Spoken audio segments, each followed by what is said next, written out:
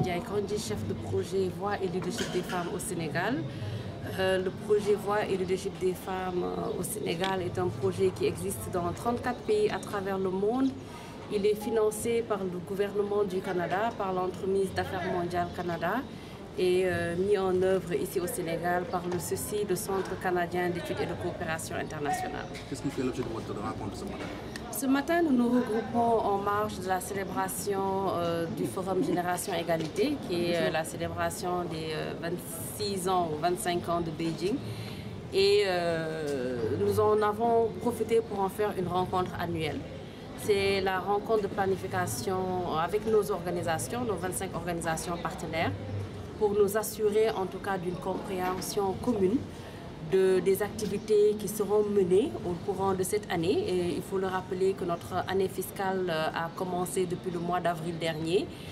Et c'est l'occasion pour nous d'avoir en tout cas une appropriation de ce PTA, de regarder en gros les résultats escomptés et d'appréhender les défis, voir comment les organisations partenaires pourraient contribuer à la mise en œuvre des activités prévues et surtout voir les types de synergies qui devraient se dessiner dans ce processus.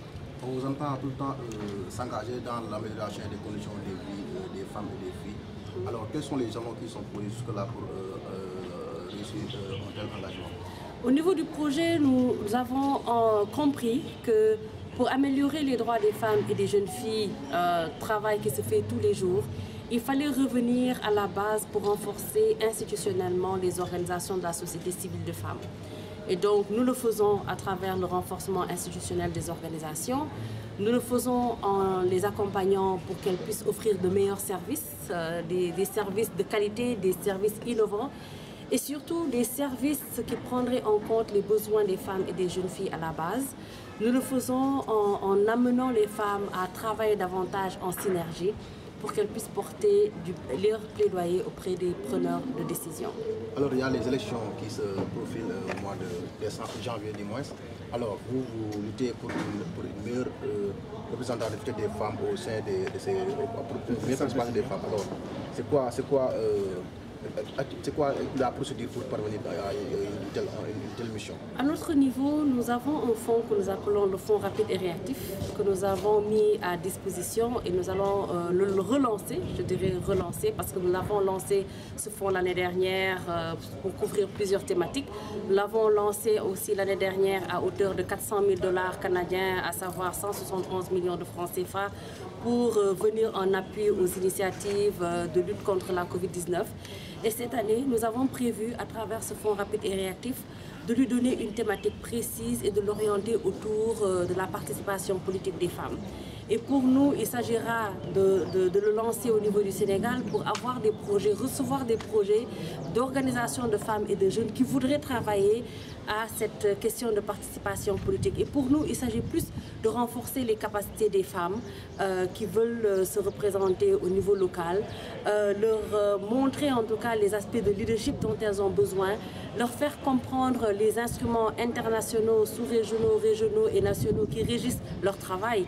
Et donc, nous avons en gros initié cette collaboration, en tout cas avec les organisations à la base. Quel genre d'engagement attendez-vous pour le Forum de Paris? Pour le Forum de Paris, nous avons pris, en tout cas, nous avons exprimé nos besoins, les besoins des femmes et des jeunes du Sénégal. Et cette année, je pense, avec le Forum de Paris, il s'agira plus d'écouter nos décideurs. Nous attendons de voir quels engagements nos décideurs vont prendre, surtout par rapport aux 3 coalitions que le Sénégal a choisi, sur lesquelles le Sénégal a choisi de travailler ces 5 prochaines années. Vous réclamez toujours le leadership féminin ici au Sénégal. Êtes-vous senti toujours marginalisé dans ce point, dans la mesure où il y a une représentativité au niveau de l'Assemblée nationale, la parité, mais tout le temps vous continuez à réclamer le leadership? Bien sûr, je pense que le leadership, il est là. Maintenant, c'est la représentation massive des femmes dans les instances de prise de décision. C'est ce que nous cherchons à avoir davantage au niveau de l'Assemblée nationale. Nous ne pensons pas avoir assez de représentation. Et cette représentation ne s'arrête pas seulement au niveau de l'Assemblée, ça va dans d'autres instances. Nous souhaiterions avoir plus de femmes ministres et nous souhaiterions aussi que les femmes ministres occupent des postes ministériels assez conséquents, ministère de la femme, ministère des Finances, je devrais dire. Tout récemment, nous avons eu quand même un poste assez important qui est le poste de ministère des Affaires étrangères pour une femme. Donc nous souhaiterions aussi que les femmes ne soient pas typiquement représentées dans les ministères où, entre guillemets, l'on pense que ce devrait être une femme. Nous souhaiterions avoir plus de femmes dans d'autres instances.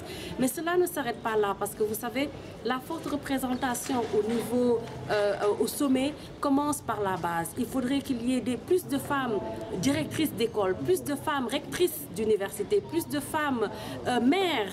Je pense que la question de la représentation des femmes dans les collectivités territoriales reste encore à être adressée, d'où l'enjeu pour ces élections qui viennent.